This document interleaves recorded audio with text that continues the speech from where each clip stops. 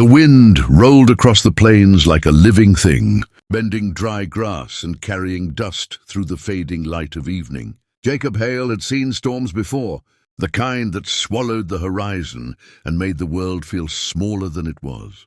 But this one felt different. The sky had turned a deep copper grey, and the air carried that strange silence that came just before something changed. He was fastening the barn doors when he heard it. Not thunder. Hoofbeats. Faint at first, then clearer. Jacob turned toward the open land beyond his ranch, narrowing his eyes against the wind.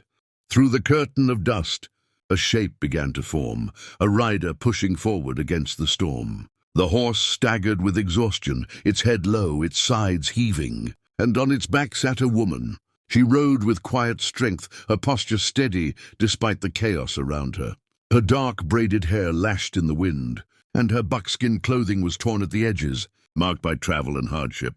She didn't slow until she reached the edge of his yard, where the horse finally stopped on its own, too tired to go any farther. For a moment neither of them spoke. Jacob wasn't a man who welcomed strangers easily. Out here, survival often depended on knowing when to trust and when to turn away. And yet there was something in the way she sat there. Not weak, not pleading, that held his attention. She slid from the saddle with effort but didn't stumble. Even exhausted, she carried herself with dignity.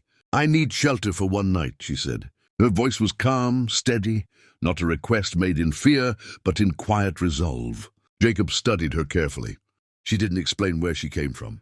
She didn't offer a story to win sympathy. The storm roared around them, tugging at the edges of her clothing, but she stood still, waiting. Most people would beg.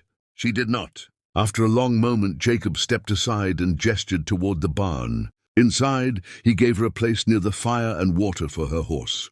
She accepted with a simple nod, speaking little as she warmed her hands and sat in silence. Jacob told himself it was just for the night. By morning, she would be gone. That's how these things usually went. But as the storm raged outside and the fire flickered between them, he couldn't shake the feeling that her arrival wasn't an accident. She hadn't come here by chance, and whatever she had left behind wasn't finished with her yet. Morning arrived quietly, as if the land itself was recovering from the storm that had torn through it the night before. The wind had faded into a soft whisper, and the sky stretched clear and pale above the wide plains. Jacob stepped outside, expecting to find the yard empty, the barn door slightly open, and the stranger long gone with the sunrise. But she was still there. Not waiting, working. She moved across the yard with steady purpose, drawing water from the well as if she had done it 100 times before. Her movements were efficient, practiced, nothing wasted, nothing uncertain. The same horse that had staggered into the ranch the night before now stood calmer, under her care as she brushed dust from its coat with gentle patience. Jacob watched in silence. Guests didn't usually behave like this. Strangers seeking refuge tended to stay close to the warmth of the fire, keeping their distance, unsure of their welcome.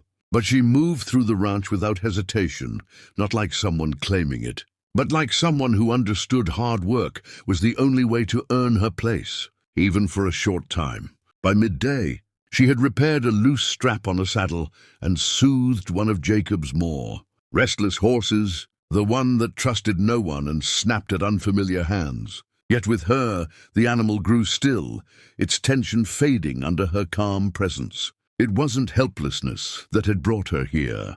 It was experience. That realization settled heavily in Jacob's mind. She wasn't just passing through.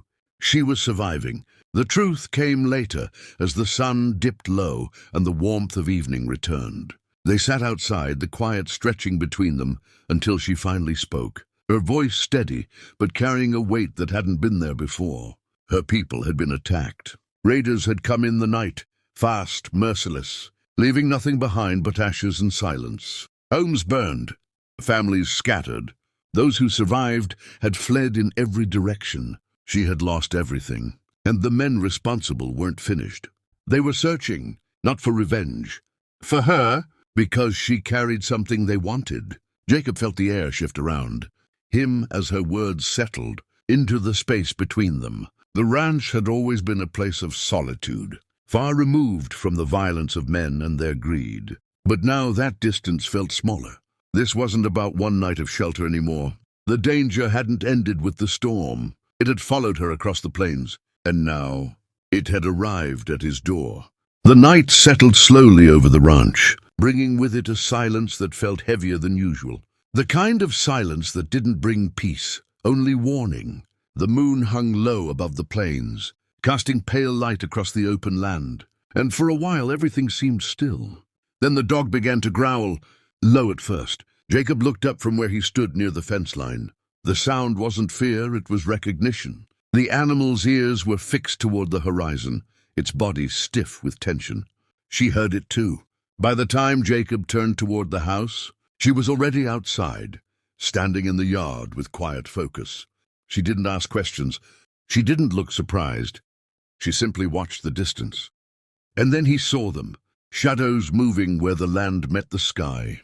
Riders. Torches flickered like small stars against the darkness, growing larger with every passing moment. The sound of hooves followed soon after, steady, deliberate, closing in. "They will not stop," she said quietly. Her voice carried no panic, only certainty. Jacob felt the truth of it settle deep in his chest. This was why she had come, not to escape, but because escape was no longer possible. The first shot shattered the night. Gunfire cracked through the stillness as the riders surged forward, their presence turning the peaceful ranch into a battlefield in seconds. Dust rose beneath pounding hooves, mixing with smoke and firelight. Jacob fought beside her without hesitation, the rhythm of survival taking over where fear might have lived.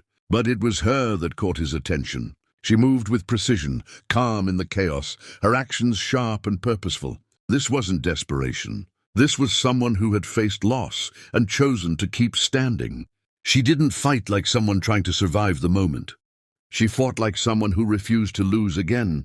The attack was swift and brutal, but it did not last forever. The raiders hadn't expected resistance, not like this. One by one, the advantage they thought they held slipped away until retreat became their only choice.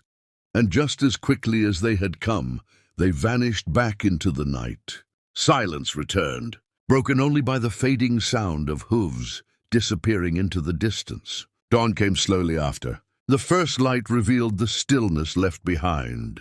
For the first time since her arrival, she allowed herself to breathe, her shoulders easing as the tension of constant flight loosened its grip. Jacob looked at her then and understood. She had never asked for shelter to hide. She had asked for shelter so she wouldn't have to stand alone.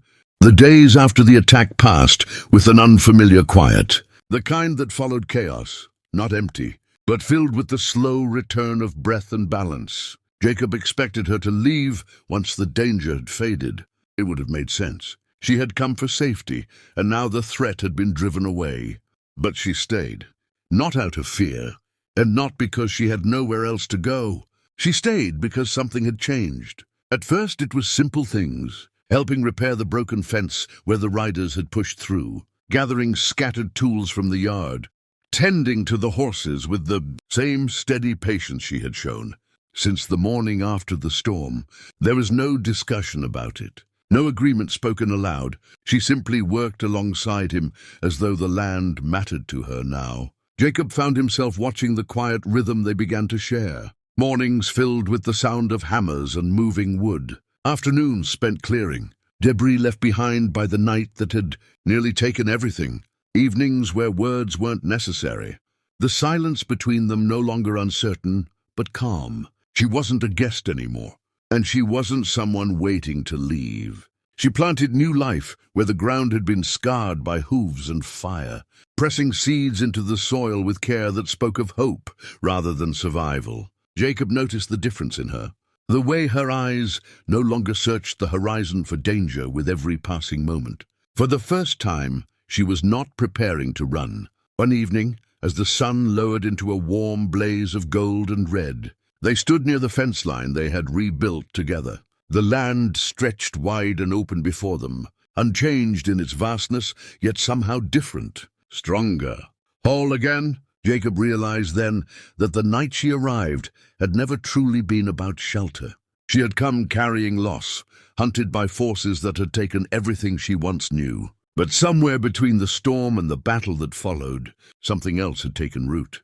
Not dependence, not obligation, but belonging. One night had turned into many, not because she needed protection, but because she had found a place where survival could become something more. A place where living was possible again. And this time, when the wind moved across the plains, she didn't look toward it as an escape. She simply stood her ground, knowing she no longer had to face it alone.